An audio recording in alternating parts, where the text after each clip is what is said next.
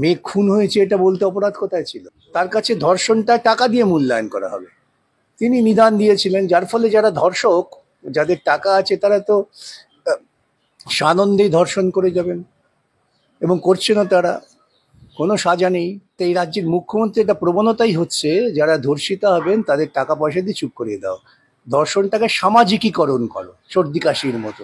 তথ্য প্রকাশিত হয়ে যাচ্ছে যে এই হামলাটা, যেটা আমি গতকালই বলেছিলাম বিভিন্ন মিডিয়াকে, যেটা তৃণমূল সংগঠিত করেছে, এবং তৃণমূলের মুখপাত্র তাঁরও এতে অংশগ্রহণ আছে বলে আমার আশঙ্কা আছে।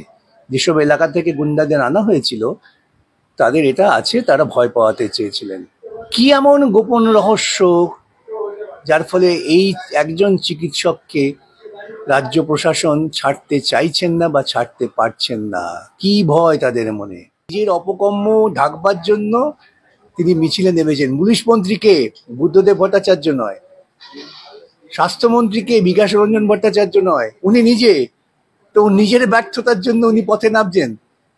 এ তো আরেকটা গজকচ্ছপ মূর্তি আমি দেখতে পাচ্ছি। ওর যদি নৈতিক বোধ থাকতো, সামান্যতম নীতিবোধ থাকতো, নিজেই পদত্যাগ করতেন। যে একটা ক্ষেত্র বলুন যেখানে মমতা বন্দ্যোপাধ্যায় আমি দুর্নীতি করিনি, সব দুর্নীতি উনি করেছেন। ওকে এই দুর্নীতির দায়ী দুদিন বাদে খাঁচায় বন্দি হতে হবে, এমনি ক্ষমতা চলে যাবে। এদের বলা হয়েছে থার্ড ফ্লোর, ওই তিনতলা পর্যন্ত উঠে গেছেন। থার্ড ফ্লোর মানে যে চারতলা বাংলায়, সেই বোধ গম্ভীরতা ওদের নেই। তো সেটা জানি না মুখ্যমন্ত্রীর আছে কিনা, থাকলে তো এটা হতোই না। ওর ওর অনুগত চিকিৎসক যারা আছেন তাদের অপকর্মের হয়তো খানিকটা এই মেয়েটি প্রকাশ করেছিলেন, বা হয়তো উষ্মা প্রকাশ করেছিলেন যে এই সমস্ত অপকর্ম আমি প্রকাশ করে দেবো, তাই তাকে নির্মমভাবে হত্যা করা হয়েছে। এবং তাই মুখ্যমন্ত্রী বলতে পারেন নির্দিষ্ট করে যে এই যে আসল লোক ধরা পড়েছে, মানে মুখ্যমন্ত্রী ওকে বলেছিলেন, সওদা করেছেন ওর সাথে, যে তুমি বাবা জেলে চলে যাও, কয়েকদিন পরে ছাড়িয়ে দেবো, খুনটা করে নাও। আমার তো মনে হয় সিবিআইয়ের এই তদন্তের মধ্যে আসা উচিত। কি করে মুখ্যমন্ত্রী বললেন আসল লোক গ্রেপ্তার হয়েছে? আমি তো বলছি এই খুনের সঙ্গে তৃণমূল যুক্ত। জি কর হাসপাতাল একটা অত্যন্ত পরিচিত, সুখ্যাত একটি হাসপাতাল, কলকাতা মহানগরীর বুকের ওপর প্রতিষ্ঠিত, এবং একটি অত্যন্ত জনবহুল এলাকায় এই হাসপাতাল, যেখানে হাজার হাজার রোগী আসে চিকিৎসার জন্য। এটা কোনো প্রান্ত সীমায় প্রতিষ্ঠিত একটা বিচ্ছিন্ন জায়গা নয়। সেই হাসপাতালে একজন চিকিৎসক, এবং বলতেই হয় ঘটনাকে প্রমাণ করার জন্য একজন মহিলা চিকিৎসক, তিনি তার ৩৬ ঘন্টা কাজ করার পর, যা খবর পাই তার ভিত্তিতেই বলছি, বিশ্রাম নেওয়ার জন্য হাসপাতালের ভেতরেই একটি কক্ষে গিয়েছিলেন। সেখানে তাকে নৃশংসভাবে হত্যা করা হয়েছে এবং ধর্ষণ করা হয়েছে। এই ঘটনা ঘটে গেল কলকাতার বুকের ওপর, কিন্তু প্রশাসনের কোনো হেলদোল ছিল না। এটা যখন তার ছাত্ররা তারা বিক্ষুব্ধ হয়ে উঠলেন, প্রতিবাদে সরব হলেন, তখন আমরা দেখলাম প্রশাসন একটু আধটু নড়াচড়া করতে শুরু করলো। অত্যন্ত লজ্জাজনক। হাসপাতালে একজন চিকিৎসক মারা গিয়েছেন, আশেপাশের যারা তারা সকলেই চিকিৎসক এবং চিকিৎসা বিদ্যা সংক্রান্ত বিষয়ে তাদের পড়াশোনা। এইরকম একটা ক্ষেত্রে নির্যাতিতার বাবা মাকে ফোন করে বলা হচ্ছে সকালবেলা যে আপনার মেয়ে অসুস্থ, চলে আসুন। স্বভাবতই যে কোনো মানুষই প্রশ্ন করবেন কি অসুস্থতা, তাড়াতাড়ি বলুন আমাদের। তার কিছুক্ষণ পরে assistant superintendent of the hospital তিনি নাকি বলছেন যে মানে আত্মহত্যা করেছে। আপনি ভাবুন তো, মেয়ে খুন হয়েছে এটা বলতে অপরাধ কোথায় ছিল? যদি না তাদের মাথার মধ্যে এই খুনের ব্যাপারটাকে আড়াল করার একটা পরিকল্পনা থাকতো। এ তো ঘটলো। তারপর মুখ্যমন্ত্রী তার বাড়িতে গেলেন। মুখ্যমন্ত্রী যথারীতি যা করেন, এই মুখ্যমন্ত্রী 2011 উত্তর পশ্চিমবঙ্গে যিনি মুখ্যমন্ত্রী, তার কাছে ধর্ষণটা হচ্ছে সর্দি কাশির ব্যাপার। তার কাছে ধর্ষণটা টাকা দিয়ে মূল্যায়ন করা হবে। তিনি নিদান দিয়েছিলেন, যার ফলে যারা ধর্ষক, যাদের টাকা আছে, তারা তো সানন্দেই ধর্ষণ করে যাবেন, এবং করছেনও তারা, কোনো সাজা নেই। কামদুনির মতো ঘটনাতে আমরা দেখেছি আদালত বলেছেন যে চূড়ান্ত অসম্পূর্ণ তদন্তের ফলেই তারা ছাড়া পেয়ে গেল। মুখ্যমন্ত্রী তাদের বাড়িতে গেলেন। বাড়িতে গিয়ে মুখ্যমন্ত্রী কি প্রস্তাবনা ছিল, মুখ্যমন্ত্রী নিজ মুখে স্বীকার করুন এবং মুখ্যমন্ত্রী জানতেন যে সেদিন বিকেলে আমি তাদের বাড়িতে যাব। তিনি তাদের বলেছিলেন যে আপনারা কাউকে কিছু বলবেন না, এবং পুলিশের মারফত তাদের টাকা দিয়ে প্রলুব্ধ করার চেষ্টা করা হয়েছিল।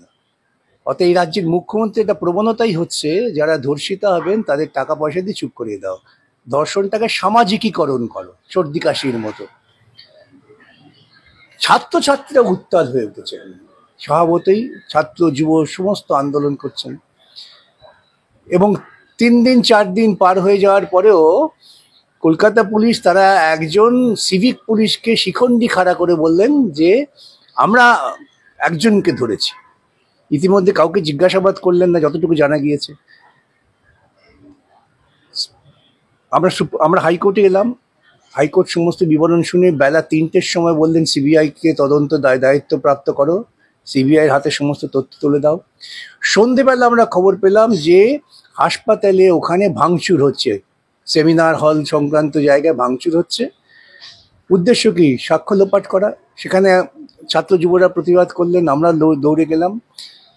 ছাত্র যুবদের প্রতিবাদের ফলে ভাঙাটা বন্ধ হলো। কি যুক্তি দিচ্ছেন? আমরা ওখানে বিশ্রামাগার তৈরি করেছিলাম, বিশ্রামাগার বিষয়টা এত বছর ছিল চুপচাপ, হঠাৎ মেয়েটি মারা গেল, খুন হলো এবং সিবিআই তদন্ত প্রাপ্ত হলেন, তখনই দ্রুততার সঙ্গে কাজ শুরু হওয়ার পরিকল্পনা হলো।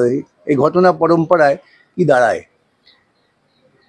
যখন সিবিআই তদন্তের দায়িত্বে পেয়ে গেলেন, গোটা দেশ জুড়ে মহিলারা উত্তাল হয়ে উঠলেন। মহিলারা কেন, যে কোনো আমি বলি যে সচেতন মানুষ, তারা সকলে উত্তাল হয়ে উঠলেন। সেদিন বিকেলবেলা মুখ্যমন্ত্রী বেহালায় বোধহয় মিটিং করে আমাকে গালবন্ধ করলেন। আর কি বললেন? যে 3 দিন তোমরা আন্দোলন করেছো, এবার আমি আন্দোলনে নামবো। এবং ওর ওই বক্তব্যের কয়েক ঘন্টা পরেই মাঝরাতে আরজিকর হাসপাতালে হামলা হলো। হামলা করার উদ্দেশ্য কি ছিল? ছাত্র যুব ডাক্তার তাদের যে বিক্ষোভ, সেই বিক্ষোভটাকে ভেঙে দাও গুন্ডাদের দিয়ে, তাদের অবস্থান মঞ্চ ভেঙে দাও, এবং গুন্ডাদের পাঠালে যা হয়, তাদের তো কোনো বোধ বুদ্ধি নেই, তারা গিয়ে হাসপাতালে সব ভাঙচুর করলো। হাসপাতালের এমার্জেন্সি থেকে শুরু করে ইএনটি, এবং তারা 3 তলা পর্যন্ত উঠে গেল। মনে রাখতে হবে 4 তলায় কিন্তু সেমিনার হল, হয়তো সেটা ওদের মাথায় ঢোকেনি। সব ভাঙচুর করলো, পুলিশ নির্বাক দর্শক। পুলিশ আক্রান্ত হলেন, একটা লাঠি চলেনি। পুলিশ কমিশনার যখন সেখানে গেছেন, সেখানে গিয়ে যখন তিনি গেছেন তখনও হামলা হচ্ছে। পুলিশের দিক থেকে কোনো পাল্টা প্রতিরোধ হয়নি। তখনও প্রতিরোধটা কখন হলো? যখন আন্দোলনকারী মানুষেরা তারা রুখে দাঁড়াবার চেষ্টা করলেন। এইটা হচ্ছে ঘটনার পরম্পরা। এবং আজকে তো তথ্য প্রকাশিত হয়ে যাচ্ছে যে এই হামলাটা, যেটা আমি গতকালই বলেছিলাম বিভিন্ন মিডিয়াকে, যেটা তৃণমূল সংগঠিত করেছে, এবং তৃণমূলের মুখপাত্র তাঁরও এতে অংশগ্রহণ আছে বলে আমার আশঙ্কা আছে। যেসব এলাকা থেকে গুন্ডাদের আনা হয়েছিল তাদের এটা আছে, তারা ভয় পাওয়াতে চেয়েছিলেন। এবং ভয় পাওয়াতে চেয়েছিলেন কাদের? শুধুমাত্র ছাত্রছাত্রীদের নয়, যে সমস্ত মহিলারা শহর জুড়ে, রাজ্য জুড়ে প্রতিবাদ করছিলেন, তাদেরও ভয় পাইয়ে দেওয়া, যে আমাদের গুন্ডারা আছে, তোমাদেরও রেপ করে দিতে পারে। এই হচ্ছে তাদের নিদান। তার বিরুদ্ধে আজকেও আমরা আদালতে বিষয়টা এনেছিলাম। প্রধান বিচারপতির বেঞ্চ এটা গ্রহণ করেছেন, তীব্র সমালোচনা করেছেন, সিবিআইকে বলেছেন দ্রুত তদন্ত নিষ্পত্তি করতে। তারপরেই শুনলাম ওই সন্দীপ ঘোষ তিনি গ্রেপ্তার হয়েছেন, যাকে তো প্রথম দিনে উচিত ছিল পুলিশের জিজ্ঞাসাবাদ করে গ্রেপ্তার করা, কেন করা হয়নি? এ প্রসঙ্গে একটা কথা বলে রাখা ভালো, স্যার, আমরা দেখেছি মুখ্যমন্ত্রী স্বয়ং এর আগে সন্দীপ ঘোষ যখন তার পূর্বতন যে ইতিহাস, সেই ইতিহাস যদি খেয়াল করে দেখা যায়, তারপরেও লক্ষ্য করা যায় তিনি যখন ইস্তফা দিলেন, তারপরেও এই সন্দীপ ঘোষকে মুখ্যমন্ত্রী পুরস্কৃত করে অন্য মেডিকেল কলেজে। এটাও আমরা আদালতের কাছে, এই বিষয়টা আদালতের কাছে আমরা উপস্থাপনা করেছি, যে যিনি সকালবেলা গণমাধ্যমের সামনে বলছেন অত্যন্ত গর্বের সঙ্গে যে আমি লজ্জিত যা ঘটেছে, আমি সরকারি চাকরি থেকে পদত্যাগ করলাম, শুধুমাত্র অধ্যক্ষের পদ থেকে নয়। বিকেলবেলা তাকেই আবার অধ্যক্ষ করে ন্যাশনাল মেডিকেল কলেজে দেওয়া হলো।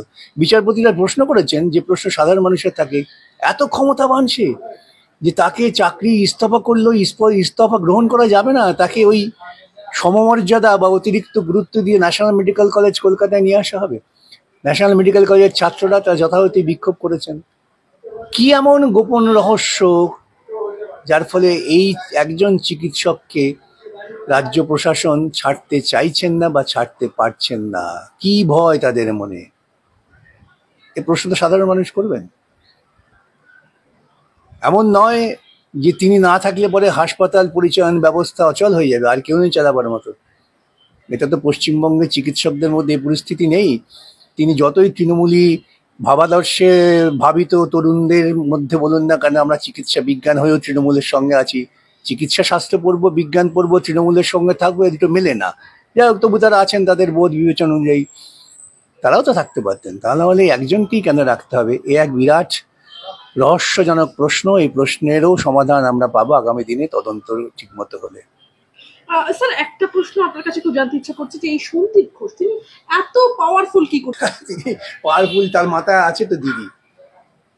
তিনি জানেন আমার মাথায় আছে দিদি, যাই আমি করি না কেন দিদির হস্ত তিনি আছেন। আরজি করে 14ই আগস্ট হামলার ঘটনায় পুলিশি ব্যর্থতার কথা উঠল কলকাতা হাইকোর্টে। কলকাতা হাইকোর্টের প্রধান বিচারপতি টি.এস. সেবাগানম বলেন যে পুলিশের ইন্টেলিজেন্স সম্পূর্ণ ব্যর্থ। নিজেদের পুলিশকে যারা রক্ষা করতে পারেনি, কিভাবে চিকিৎসকরা কাজ করতে পারবেন বলে আশা করা যায় সেখানে? কি বলবেন? পুলিশের ব্যর্থতা তো পুলিশ কমিশন নিজেই স্বীকার করেছেন। আমাদের বিচারপতির মন্তব্য করার তো প্রয়োজনও নেই। পুলিশ কমিশনার নিজেই আপনাদের সামনে সাংবাদিক মহলে আপনাদের গালমন্দ করে বলেছেন মিডিয়া নাকি এইসব তৈরি করছে, এবং সেখানে তিনি বলেছেন আমার কাছে খবর ছিল, আমি কি করব, 50 জায়গায় বিক্ষোভ হচ্ছে, আমার লোক লস্কর নেই। এই যদি কলকাতা পুলিশ কমিশনারের বক্তব্য হয়, যাকে মমতা দেবী মাঝে মাঝে এত বেশি সার্টিফিকেট দিয়ে ফেলেন, আসলে ওর অপকর্মের পক্ষে থাকলে সার্টিফিকেট পাওয়া যায়, কিন্তু তিনি পুলিশকে সার্টিফিকেট দিয়ে ওর অপকর্মের সাথী করেছেন।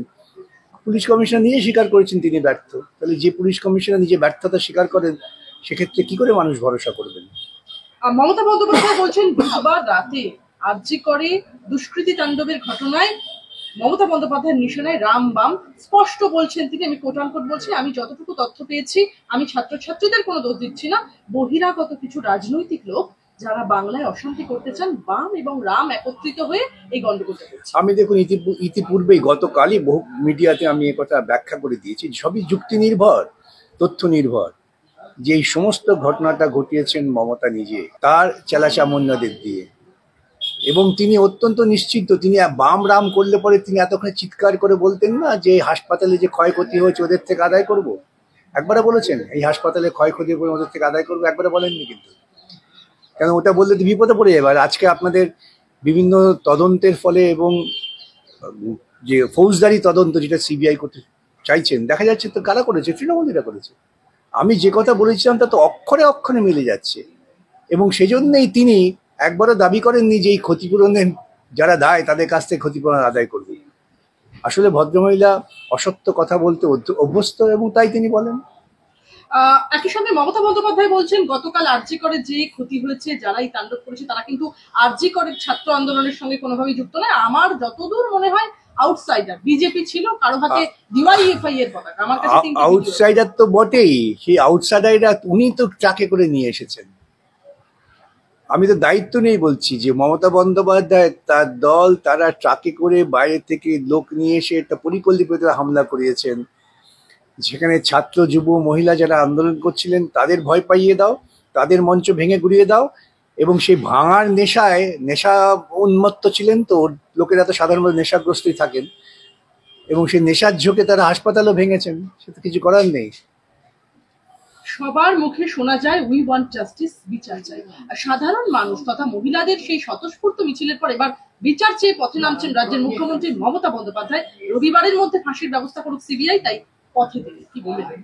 কি বলবেন বলুন তো? এরকম একটা দায়িত্ব জ্ঞানহীন মানুষ ফাঁসির ব্যবস্থা সিবিআই কি করে করবে? ফাঁসি তো দেবে আদালত, সিবিআই তো ফাঁসি দেবে না। আর উনি তো অপরাধটা করেছেন, ওর রাজ্যে ঘটনা ঘটেছে, ওর পুলিশ কি করলো? তদন্ত করে ওর পুলিশ 3 দিনের মধ্যে কোনো তথ্য বার করতে পারলো না, করো কাকে ফাঁসি দেবেন? উনি কিন্তু একটা গুরুত্বপূর্ণ কথা বলেছেন যে আমরা তো আসল অপরাধীকে ধরেছি। তার মানে উনি জানেন অপরাধীকে, তো উনি কি আগে থেকেই ঠিক করে রেখেছিলেন যে এই লোকটাকে দিয়ে অপরাধ সংগঠিত করাবো? একজন সিভিক ভলেন্টিয়ার, যে সিভিক ভলেন্টিয়ার তৃণমূলের আনুগত্যে এত ক্ষমতাশালী হয়েছিলেন যে তিনি পুলিশের বাহন নিয়ে ঘুরে বেড়াতেন, সবই তো মমতার অবদান। সুতরাং তিনি যত এই রাস্তাঘাটে নামবেন মানুষ তত তাকে চিনতে পারবে যে তিনি আজকে নিজের অপকর্ম ঢাকবার জন্য তিনি মিছিলে নেমেছেন। পুলিশ মন্ত্রীকে বুদ্ধদেব ভট্টাচার্য নয়, স্বাস্থ্যমন্ত্রীকে বিকাশ রঞ্জন ভট্টাচার্য নয়, উনি নিজে। তো নিজের ব্যর্থতার জন্য উনি পথে নামছেন। এটা আরেকটা গজকচ্ছপ মূর্তি আমি দেখতে পাচ্ছি। মমতা বন্দ্যোপাধ্যায় বলছেন, আমি কোটান কোট বলছি, ভেবেছে বাংলাদেশের মতো ক্ষমতা দখল করবে, ক্ষমতার মায়া তিনি নাকি করেন না। আরজিকর কাণ্ডে সাফ বার্তা। তিনি ক্ষমতার মায়া করেন কি না করেন সেটা বোঝা যাবে ওর কালীঘাটে যে নিরাপত্তার ব্যবস্থা করেছেন তার থেকে। আমি আর এ বিষয়ে যাব না, এতগুলো কথা বলতে গেলে ব্যক্তি এসে যাবে। ওকে সরাবার জন্য বাংলাদেশের কি হবে? বাংলাদেশ তো একটা স্বাধীন দেশ ছিল, উনি তো একটি ভারতবর্ষের প্রদেশের মধ্যে আছেন, সাংবিধানিক সীমার মধ্যে। ওর যদি নৈতিক বোধ থাকতো, সামান্যতম নীতিবোধ থাকতো, নিজেই পদত্যাগ করতেন। কিন্তু আজকে ওকে ঝড়ের মুখে উনি পদত্যাগ করতে বাধ্য হবেন। সমস্ত এই তদন্ত সব কটা হলে পরে অপকর্ম প্রকাশিত হবে। দেখছেন না শিক্ষার ক্ষেত্রে, দেখছেন না রেশনের ক্ষেত্রে, দেখছেন না কি কয়লা গরু পাচার। এমন একটা ক্ষেত্র আছে মমতা বন্দ্যোপাধ্যায়ের নেতৃত্বে প্রশাসনে যেখানে দুর্নীতি করেননি। আমি তো জানতে চাই যে একটা ক্ষেত্র বলুন যেখানে মমতা বন্দ্যোপাধ্যায় আমি দুর্নীতি করিনি। সব দুর্নীতি উনি করেছেন। ওকে এই দুর্নীতির দায়ী দুদিন বাদে খাঁচায় বন্দি হতে হবে, এমনি ক্ষমতা চলে যাবে। আচ্ছা, একটা কথা আমরা 14ই আগস্টের পর থেকে শুনতে পাচ্ছি যে থার্ড ফ্লোরকে কি তিনতলা বুঝেছিল ওরা, হয়তো এই ভুলেই রক্ষা পেল সেমিনার হল। কি বলবে? এটা যারা বলছেন তারা হয়তো খানিকটা সত্যি কথাই বলছেন। ওদের শেখানো হয়েছে থার্ড ফ্লোর। এখন থার্ড ফ্লোর আর বাংলায় যাকে তিনতলা বলে দুটোর মধ্যে যে পার্থক্য আছে, এই বোধটা তো ওদের নেই। আসলে যারা হামলা করতে গিয়েছিল আমার তো নিজের দৃঢ় বিশ্বাস তারা সকলে নেশাগ্রস্ত ছিলেন, তা না ওই রকম ভাবে হামলা করা যায় না। একদম ফ্যানের ব্লেড থেকে সবকিছু দেখিয়ে দেওয়া হচ্ছে। তাদের বলা হয়েছে থার্ড ফ্লোর, ওই তিনতলা পর্যন্ত উঠে গেছেন। থার্ড ফ্লোর মানে যে চারতলা বাংলায়, সেই বোধগম্যতা ওদের নেই। তো সেটা জানি না মুখ্যমন্ত্রীর আছে কিনা, থাকলে তো এটা হতোই না। আরজিকর মেডিকেল কলেজ হাসপাতালে চিকিৎসককে খুন এবং ধর্ষণের ঘটনায় প্রশ্ন অনেক। ষড়যন্ত্র জেনে ফেলায় কি মৃত্যু? এর পেছনে মাস্টার মাইন্ড কে বলে? হতেই পারে, হতেই পারে। ওর ওর অনুগত চিকিৎসক যারা আছেন তাদের অপকর্মের হয়তো খানিকটা এই মেয়েটি প্রকাশ করেছিলেন, বা হয়তো উষ্মা প্রকাশ করেছিলেন যে এই সমস্ত অপকর্ম আমি প্রকাশ করে দেবো, তাই তাকে নির্মমভাবে হত্যা করা হয়েছে। এবং তাই মুখ্যমন্ত্রী বলতে পারেন নির্দিষ্ট করে যে এই যে আসল লোক ধরা পড়েছে, মানে মুখ্যমন্ত্রী ওকে বলেছিলেন, সওদা করেছেন ওর সাথে যে তুমি বাবা জেলে চলে যাও, কয়েকদিন পরে ছাড়িয়ে দেবো, খুনটা করে নাও। আমার তো মনে হয় সিবিআইয়ের এই তদন্তের মধ্যে আসা উচিত। কি করে মুখ্যমন্ত্রী বললেন আসল লোক গ্রেপ্তার হয়েছে? জাস্ট ইমাজিন একটা সুস্থ মেয়েকে ঠিক কতক্ষণ গলা চেপে ধরে রাখে, তার চোখের মনি দিয়ে রক্ত বেরিয়ে আসে, সেখানে মুখ্যমন্ত্রী বলছেন আসল খুনি ধরা পড়েছে। আপনি এতক্ষণ ধরে বলছেন।